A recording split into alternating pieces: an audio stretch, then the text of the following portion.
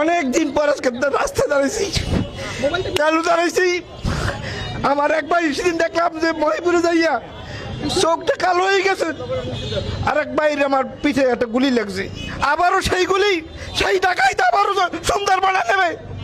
আমরা এই সরকারের আমলে যেটা দাবি করি যে এই সুন্দরবনে কোনো জলদস্যু থাকবে না, আর যদি জলদস্যুই থাকে তাহলে আমরা কিন্তু আর জাল বাইব না, আমরা কিন্তু অনতিবিলম্বে জাল পাওয়া বন্ধ করে দেবো। আপনাদের কাছে আমাদের আবেদন।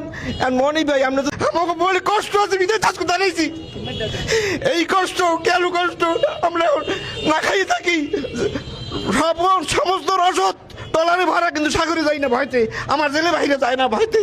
এখন আপনারা যদি এখন এই জলদস্যু না থাকে তাইলে আমরা কিন্তু আবার স্বচ্ছন্দে জীবনযাপন করতে পারবো। সংসদ সদস্য সাহেব আমাদের নিয়ে স্বরাষ্ট্রমন্ত্রী মহোদয়ের কাছে নিয়ে আমাদের সাক্ষাৎ করুক, মাননীয় প্রধানমন্ত্রীর কাছে নিয়ে সাক্ষাৎ করুক। তখন 15 সালে যখন র্যাপের অভিযান শুরু হইল, র্যাপের অভিযান শুরু হওয়ার পরে 16 সাল থেকে আপনারা আত্মসমর্পণ শুরু হলো, 17 সাল থেকে আর কোনো সাগরে কোনো ডাকাত নাই।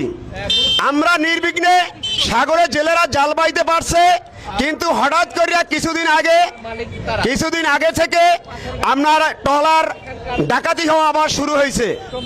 এমন কায়দায় শুরু হয়েছে জেলেরা এখন সাগরে যাইতে ভয় পায়, কেউ সাগরে যাইতে চায় না জেলেরা। আর আমরা যারা ট্রলার মালিক আছি, আমরাও সাগরে ট্রলার পাঠাইতে পারছি না, যেহেতু ডাকাইতে যদি ধরে বড় অঙ্কের টাকা চায় এবং জেলেদেরকে মারধর করে অসম্ভব, এই জন্য আমরা ভয় পাচ্ছি। এবং তারা গুলি করে, এখন টাকা নিয়েই ক্ষান্ত হয় না, তারা গুলি পর্যন্ত করে। 10 জন লোক হইবে, তার পেট থেকে রাতে অস্ত্র, এই দেখে আমরা জাল টানতে আসি ফজর টাইম আর কি, 4টের দিকে জাল টানতে আসি। ওই টাইমে আর কি আমরা দেখে ওই অস্ত্র দেখেই ভয় পাইছি, ভয় পাই জাল কাটিয়ে দিয়ে আমরা দহিনে বোট ঘুরাই দিছি। তাই ঘুরানোর সাথে সাথে আমাকে বোটের কাছাকাছি আই গেছে। তা আইসে পরে আমরা আগেল দিয়ে আর কি মানুষ সব গুছাইয়া ব্রিজে ঢুকতে পারি নাই, এর আগেই গুলি ছাড়িয়ে দিয়েছে, পর ওই নিকিলে লাগিয়ে নিকিল উঠে গেছে, ফাটে গেছে। তখন আমরা ভয় পাইয়ে সব ব্রিজের ভিতরে ঢুকে গেছি, মাঝি আর আমি জ্বলাইছিলাম। তখন ওই মাঝির ওই জায়গায় সব গুলি মারে যেন বোট ধরতে পারে এই কেদায়। তখন আমরা আরো দহিনে চালাই নামতে আসি ভোট বাড়াই দিয়া, তখন ওই গুলি এই সাইড দিয়ে মারে, একুল দিয়ে মারে, তাই যেটা কারায় পরে এইটা চলালো বাইরেই যায়।